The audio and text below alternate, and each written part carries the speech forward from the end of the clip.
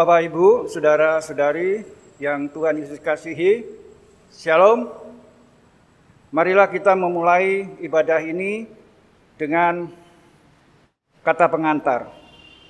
Keluarga-keluarga yang diberkati Tuhan, dalam terang dan gelapnya hidup, Tuhan ada. Dia senantiasa hadir dalam semua peristiwa hidup, bahkan saat kita meragukan kehadirannya. Di tengah persekutuan saat ini, marilah merasakan kebaikannya, dan sekalipun ada begitu banyak hal yang terjadi dalam hidup kita, biarlah yang hilang hanya rancangan, jangan pengharapan. Oleh karena itu, dengan penuh sukacita, mari berdiri untuk menghadap Tuhan Maha Mulia dengan menaikkan pujian bagi kemuliaan namanya. Kidung Jemaat 454 bait 1 dan 2 dinyanyikan.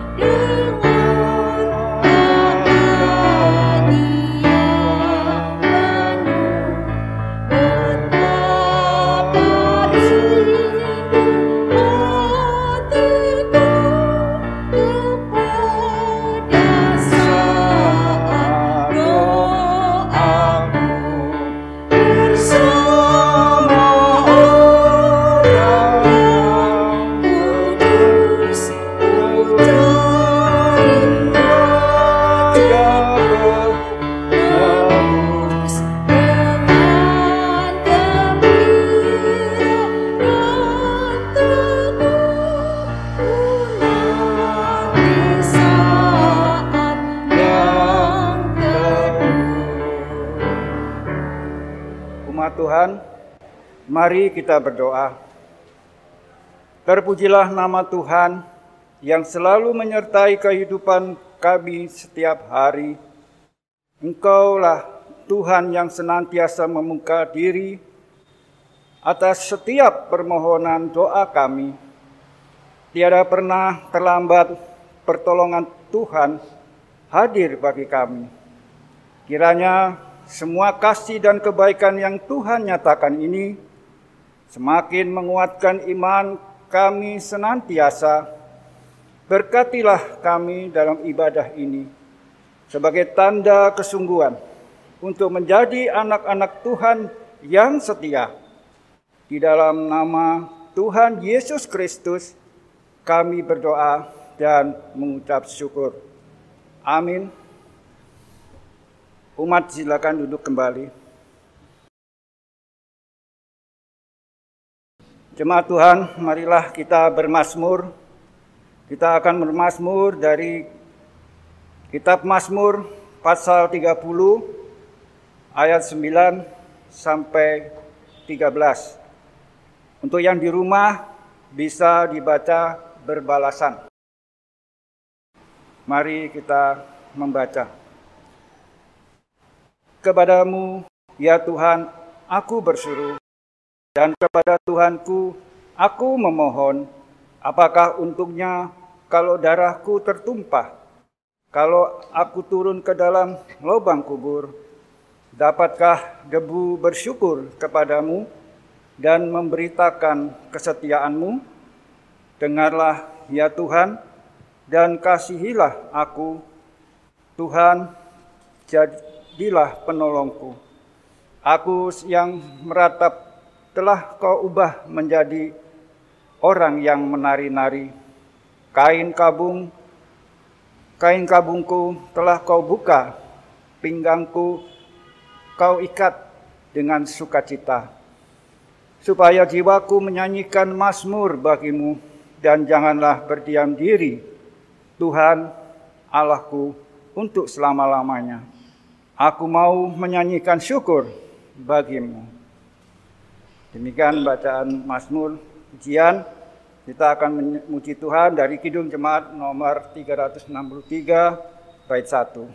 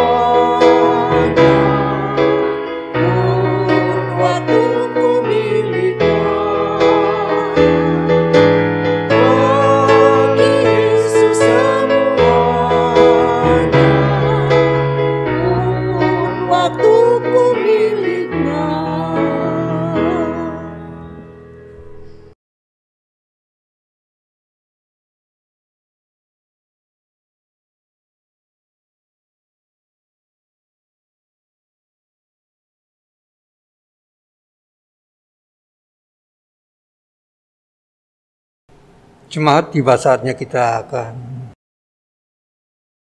pada acara pemberitaan firman. Kiranya sebelum firman Tuhan ditaburkan, mari kita berdoa mohon bimbingan Roh Kudus.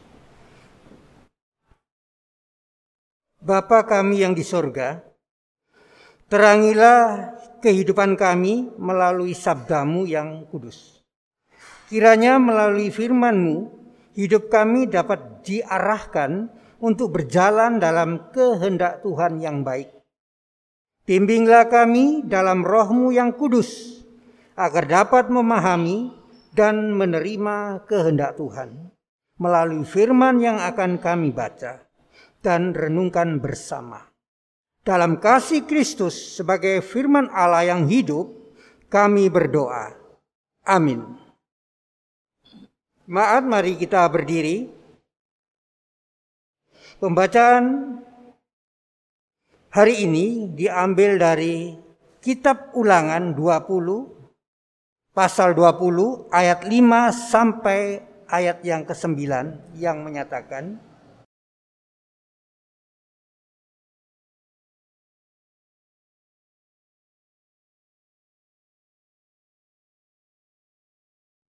para pengatur pasukan haruslah berbicara kepada tentara demikian. Siapakah orang yang telah mendirikan rumah baru, tetapi belum menempatinya, ia boleh pergi dan pulang ke rumahnya, supaya jangan ia mati dalam pertempuran dan orang lain yang menempatinya. Dan siapa telah membuat kebun anggur, tetapi belum mengecap hasilnya, ia boleh pergi dan pulang ke rumahnya, supaya jangan ia mati dalam pertempuran dan orang lain yang mengecap hasilnya.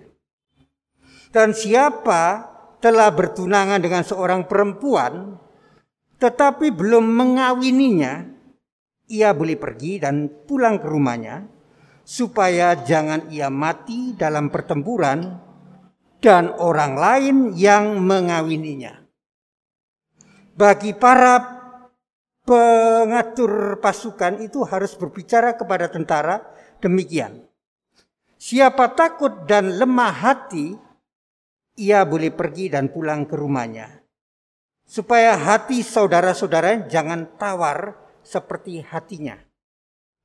Apabila para pengatur pasukan selesai berbicara kepada tentara, maka teruslah ditunjuk kepala pasukan untuk mengepalai tentara. Demikian pembacaan Alkitab, terpujilah nama Tuhan. Haleluya. Haleluya, haleluya, haleluya. Dipersilakan duduk. Selamat sore, shalom Bapak Ibu. Dalam bacaan kita, Ulangan pasal 20, kalau kita baca seluruhnya 1 sampai 20, itu menguraikan tentang hukum perang yang merupakan salah satu bagian dari hukum yang terdapat dalam struktur kitab Ulangan. Jadi kitab Ulangan pasal 20 itu berbicara tentang hukum-hukum, dan salah satunya itu adalah hukum perang. Dan memang hukum ini dibuat untuk pada saat orang-orang Israel ada di tanah perjanjian atau Kanaan. Tetapi ada hukum yang sudah diberlakukan di dalam perjalanan seperti hukum persembahan dan juga hukum perang. Nah, hukum perang yang disiapkan Musa kepada segenap bangsa Israel itu menjelang mereka memasuki tanah perjanjian atau Kanaan. Menjelang masuk perjalanan, ini si Musa menyampaikan kepada segenap bangsa Israel tentang hukum perang itu. Yang menjadi pemikiran kita kan tentunya berkata, loh, apa benar sih Allah itu suka perang?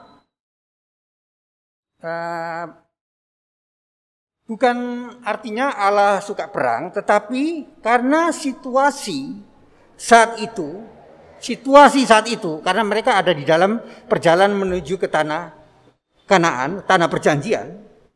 Apabila dalam perjalanan menuju ke tanah yang dijanjikan tersebut, orang-orang Israel akan melintasi sejumlah wilayah, sejumlah daerah, dan belum tentu para penguasa wilayah tersebut mengizinkan mereka untuk masuk.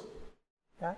Sehingga kalau mereka masuk dalam satu wilayah untuk menuju tanah perjanjian, si penguasa wilayah tidak izinkan, akhirnya terjadi perang. Mereka akan menyerang. Nah, karena itu apa? Karena situasi seperti itulah Tuhan memerintahkan Musa untuk menyiapkan orang-orang Israel untuk berperang. Nah, perlu diketahui bahwa hukum perang yang dirancang ini dalam konteks perang yang dalam keadaan diserang ya. Dalam konteks dia diserang. Jadi Musa menyiapkan orang-orang Israel ini untuk siap perang apabila diserang. Jadi inilah hukum perang itu. Jadi pertanyaan tadi seperti Allah suka perang itu sebenarnya bukan. Jadi karena konteks atau situasi saat itu. Ya. Saudara-saudara yang kasih Tuhan Yesus, bangsa lain di sekitar Israel pun punya hukum perang. Sama, mereka juga punya hukum perang. Tetapi sangat mencolok perbedaan hukumnya. Kalau hukum perang orang-orang di sekitar bangsa Israel itu cenderung eksploitatif. Artinya asas pemanfaatan. Memanfaatkan rakyatnya secara sewenang-wenang ya. Terhadap rakyatnya. Jadi hukum perangnya beda dengan orang-orang di sekitar bangsa Israel. Yaitu contohnya, maksudnya eksploitatif itu begini. Dalam merekrut prajurit tidak ada batasan umur. Jadi anak-anak di bawah umur pun harus angkat senjata untuk bangsa-bangsa di sekitar Israel. Kemudian memaksa bahkan orang-orang yang cacat, orang yang sakit, yang lemah untuk dijadikan prajurit. Pokoknya bisa bawa senjata, berarti dia bisa perang. Itu bedanya Nah, hukum perang mereka itu sangat berbanding terbalik dengan hukum perang dari bangsa Israel.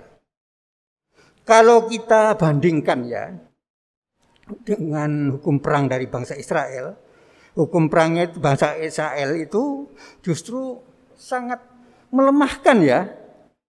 Sangat melemahkan kekuatannya mereka sendiri. Contoh ya, saya ulangi lagi tadi bahwa apabila ya seorang itu sudah sedang mendirikan rumah baru dan dia belum menempatinya, kalau ada perang, diserang, dia bilang saya tidak mau ikut perang, tidak apa-apa. Karena takut nanti rumahnya belum jadi, dia sudah mati di perang, di pertempuran, rumahnya ditempati orang lain. Yang kedua, apabila dia sudah sedang membuka kebun anggur baru, dan tentunya dia belum mengecap hasil panennya, pada saat berperang, dia bisa mengatakan, saya mundur, karena saya sedang membuat kebun anggur, dan saya belum menikmati panennya. Nanti saya perang, mati, orang lain yang mengecap hasilnya. Kemudian ada lagi hukum perang Israel. Kalau seseorang itu sedang sudah bertunangan dengan kekasihnya, pacarnya, dan ada perang, dia bisa mengundurkan diri bahwa dia belum mengawininya. Takutnya nanti waktu dia perang mati orang lain yang mengawini, kan rugi, ya, sudah habis modal banyak mungkin ya. Kemudian ada lagi yang paling sangat mengesankan itu, yang sangat memilukan itu, apabila seseorang itu hatinya apa? Takut dan gentar ya. Ya kalau saya katakan secara kasar saya itu pengecut ya. Kalau kamu hatinya takut dan gentar, mundur aja, enggak usah perang. Demikian. Jadi kalau kita mau lihat tentang hukum perangnya orang Israel ini, lucu ya. Ini bisa melemahkan. Jadi ketika jadi perang banyak yang tidak mau ikut perang. Tapi Allah di sini juga artinya bahwa Allah juga menjaga hak sipil dari rakyat bangsa Israel. Jadi saya tidak bisa perang, saya tidak mau, nggak apa-apa. Sudah dikasih dalam Tuhan Yesus saya katakan tadi bahwa hukum perang orang-orang Israel itu kalau dilihat dari kacamata dunia pertempuran itu sangat merugikan ya. Pasti banyak orang yang tidak suka perang. Takut mati, pasti mundur, dan sebagainya. Nah, apa maksudnya Allah membuat hukum perang yang beda dengan orang-orang di sekitar bangsa Israel ini? Artinya bahwa kekuatan orang Israel itu tidak terletak pada angka, ya, tidak terletak pada keunggulan senjata, tetapi pada Allah mereka. Ya, kita mungkin pernah dengar cerita tentang Gideon, Yerubbaal di Hakim-Hakim ya. Gideon mau perang di teror bangsa Midian. Dia mengumpulkan orang dari beberapa suku. Dia orang suku Manasye yang kecil. Itu terkumpul 32.000 orang. Tapi akhirnya merosot ya. 30 jadi 10.000 jadi 300 orang. Jadi 1%. Dari 100% jadi 1%. Allah nggak membutuhkan angka, jumlah. Ya. Gideon bisa mengalahkan orang Midian. Jadi angka nggak perlu bagi Allah. Beda. Kedua, kemenangan itu adalah campur tangan Tuhan. Jadi sesuai dengan janjinya bahwa ia akan berperang bersama dan untuk umatnya ya.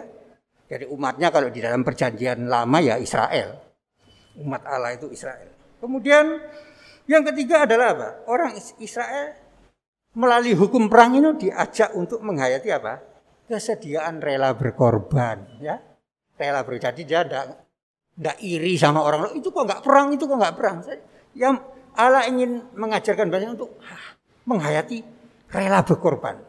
Saya rela berkorban untuk kesejahteraan orang lain, untuk negara saya, untuk bangsa saya. Saya rela berkorban. Sudah dikasih dalam Tuhan Yesus, apa sih yang dimaksud dengan rela berkorban? Rela berkorban itu tidak menuntut kehidupan yang syarat dengan aturan atau berpantang kesenangan ya. Jadi saya ini sudah berkorban loh. Saya tidak boleh ini, tidak boleh ini, tidak boleh ini.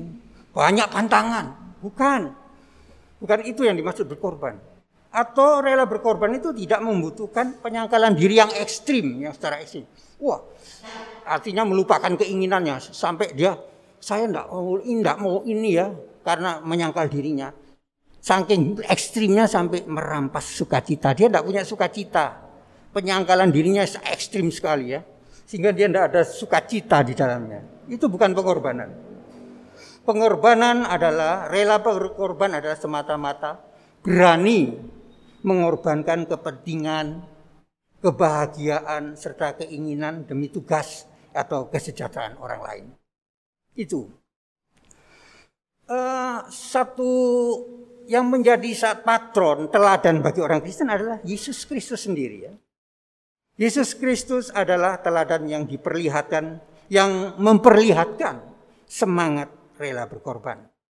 Ia rela berkorban bagi proses penebusan dosa-dosa manusia ya. Kalau kita baca di dalam Filipi 2 ayat 6 sampai 7 dikatakan bahwa yang walaupun dalam rupa Allah tidak menganggap kesetaraan dengan Allah itu sebagai milik yang harus dipertahankan. Dia itu Allah tapi dia tidak mempertahankan.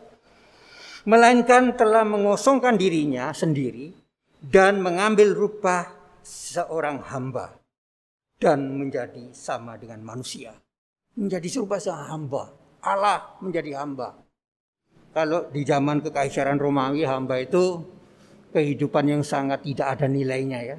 Hidupnya itu tergantung majikannya. Mau diapakan terserah. Itu hamba. Tidak punya nilai belas. Sama sekali tidak punya. Saudara, di dalam konteks panggilan pelayanan bagi Tuhan dan kasih pada sesama, maka sudah sepatutnya sebagai anak-anak Tuhan menjadikan kesediaan rela berkorban itu sebagai bagian dari hidup iman kita. Rela berkorban itu menjadi bagian dari hidup iman kita. Ya, begitulah seharusnya cara orang Kristen menyelamatkan sesamanya dengan rela berkorban. Saya ada satu gambaran tentang tindakan rela berkorban. Katakan ada seorang pemuda, ya seorang pemuda, ya B lah namanya B, yang dia seorang yang ikut melayani sebagai pemandu pujian. Suatu kali ia ditelepon oleh seorang teman, ya temannya sesama pemandu pujian. Temannya itu meminta agar si saudara pemuda B ini mau menggantikan tugasnya untuk melayani sebagai pemandu pujian di dalam ibadah hari Minggu. Karena dia harus mengantar ibunya hendak kontrol kesehatan ya, check up ke rumah sakit. Nah, kebetulan si pemuda B ini juga pada hari Minggu itu memiliki janji dengan tunangannya untuk menemani membeli laptop baru. Nah, di sini pemuda B ini mengalami dilema ya, kebimbangan dalam pilihannya. Jika satu sisi dia bersedia menggantikan rekannya pemandu lagu tadi, ia takut akan membuat tunangannya tadi kecewa. Wah, kamu itu ngomong gombal aja, baru pacaran udah gombal, apalagi nanti. Ya, takut dia. Nah, jika dia namun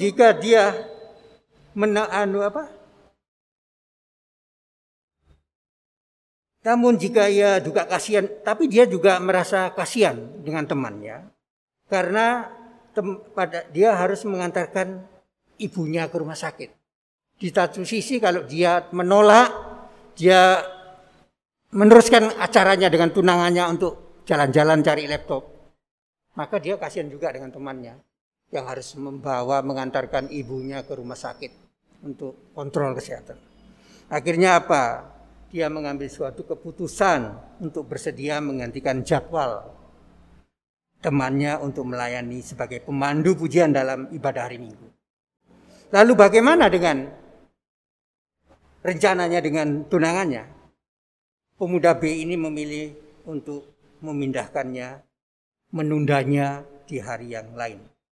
Ini ia melandasi pilihannya ini dengan komitmen iman yang telah dibuatnya bersama dengan Tuhan Yesus. Ia bersedia melayani Tuhan Yesus dalam ketaatan, apapun kondisinya. Termasuk ketika membantu menggantikan jadwal teman sepelayanannya yang berhalangan. Ia rela berkorban demi melakukan yang terbaik bagi Tuhan dan menyatakan kasihnya bagi temannya. Untuk hal ini ia rela tidak memperhitungkan dirinya sendiri dan keuntungan yang akan didapat. Itulah tadi satu contoh tentang rela berkorban. Saudara yang kasih dalam Tuhan Yesus, kekristenan itu tidak pernah lepas dari yang namanya pengorbanan. Baik itu korban waktu, korban tenaga, korban uang, korban perasaan, dan mungkin juga korban nyawa. Itulah kekristenan. Oleh sebab itu saudara yang di dalam Tuhan Yesus, marilah kita hidup untuk melakukan hal-hal yang baik bagi kemuliaan namanya. Kita hidup tidak hanya melakukan sesuatu yang berdasarkan kesenangan atau kepentingan diri kita sendiri, tetapi mau juga ringan tangan untuk menolong orang lain yang membutuhkan bantuan kita. Yakinlah bahwa Tuhan Yesus akan memberkati hidup kita yang tulus, rela berkorban bagi orang lain. Saudara kasih dalam Tuhan Yesus, selamat berkarya bagi kesaksian iman kita di tengah dunia ini. Amin.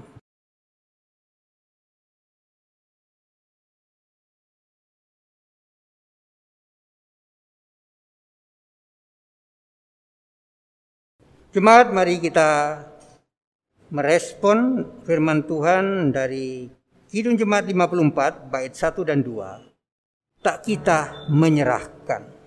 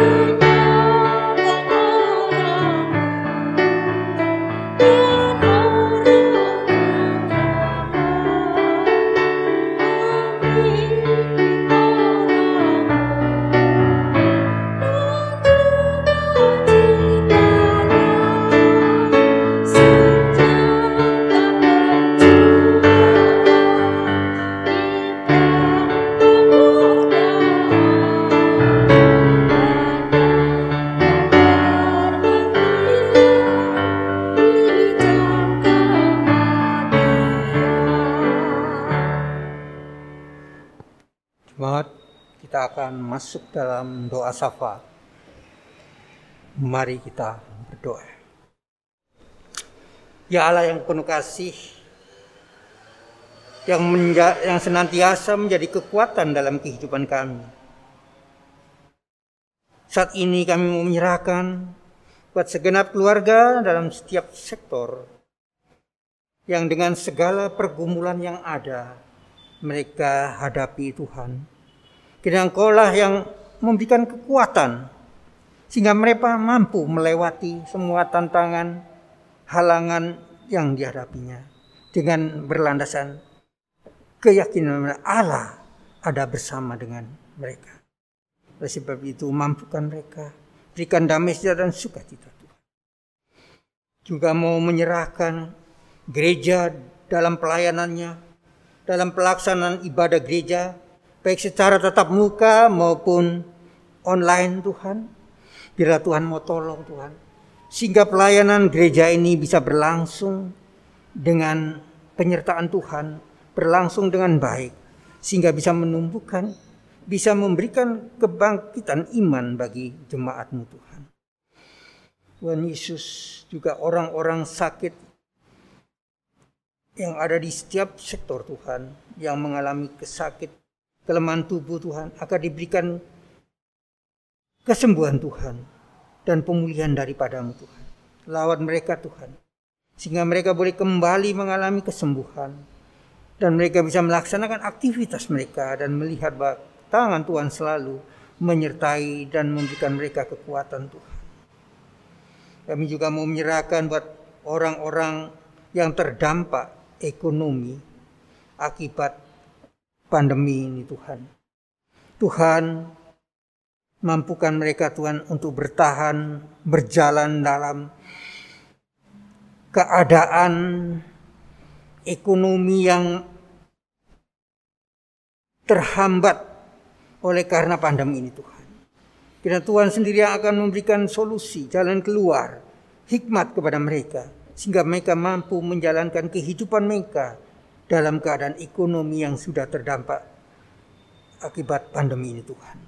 Kami percaya mereka senantiasa Tuhan memperhatikan, Tuhan memberkati dan melindungi mereka Tuhan.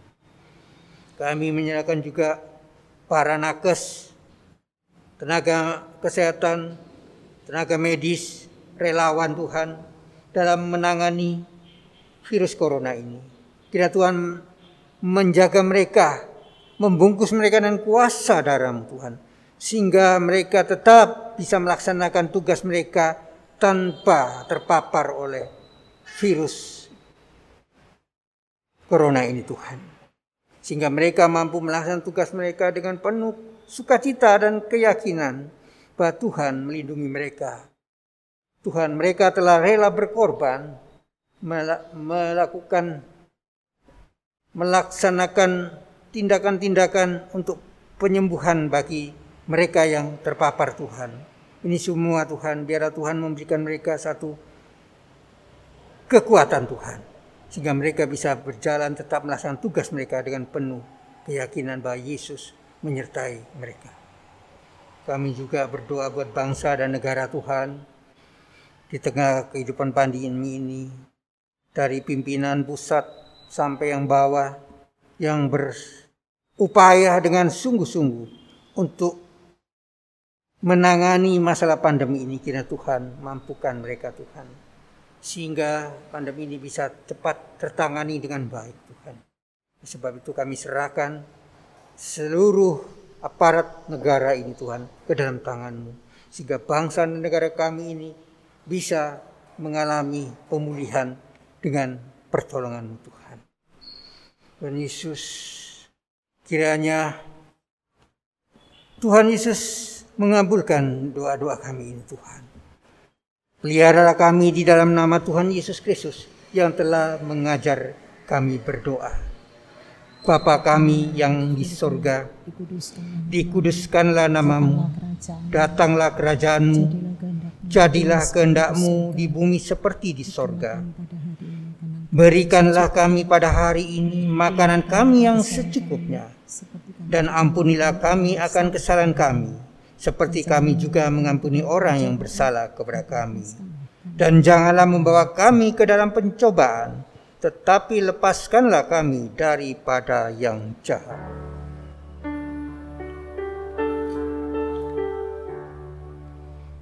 Karena Engkau-lah yang mempunyai kerajaan dan kuasa dan kemuliaan sampai selama-lamanya. Amin.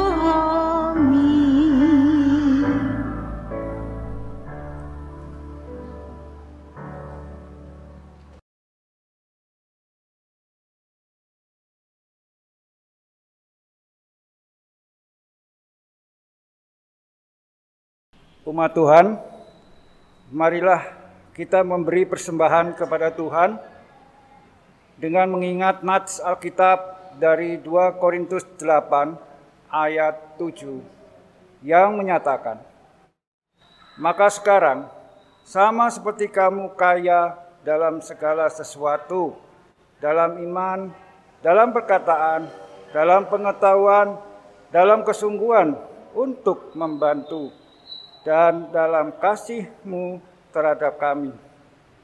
Demikianlah juga hendaknya kamu kaya dalam pelayanan kasih ini. Tuhan memberkati saudara dan persembahan saudara.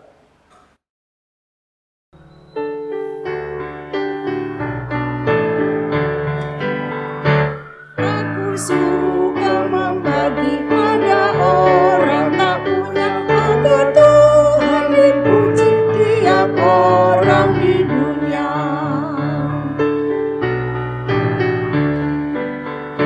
Janda miskin pun layak persembahan syukurnya, memberi lebih banyak daripada yang kaya.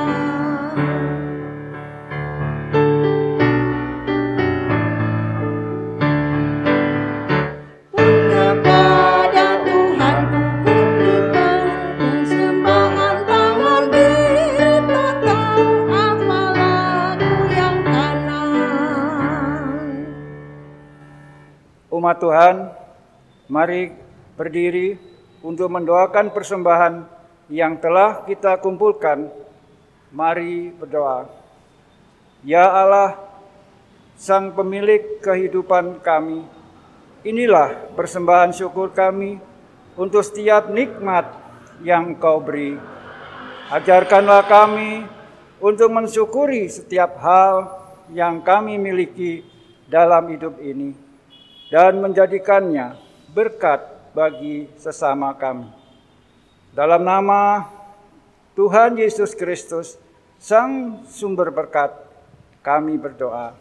Amin. Jemaat tetap berdiri.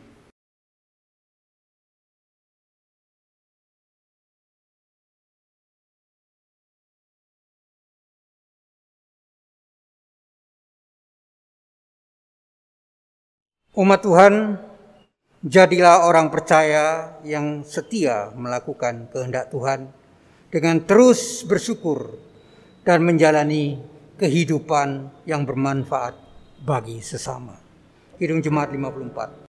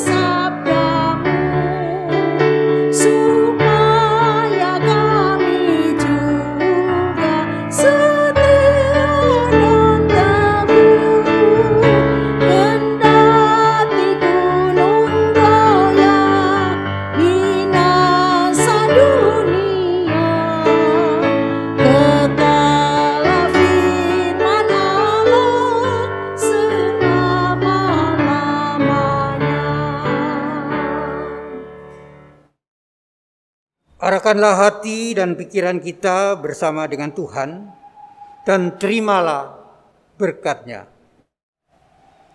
Kasih karunia Tuhan Yesus Kristus dan kasih Allah dan persekutuan Roh Kudus menyertai kita sekalian.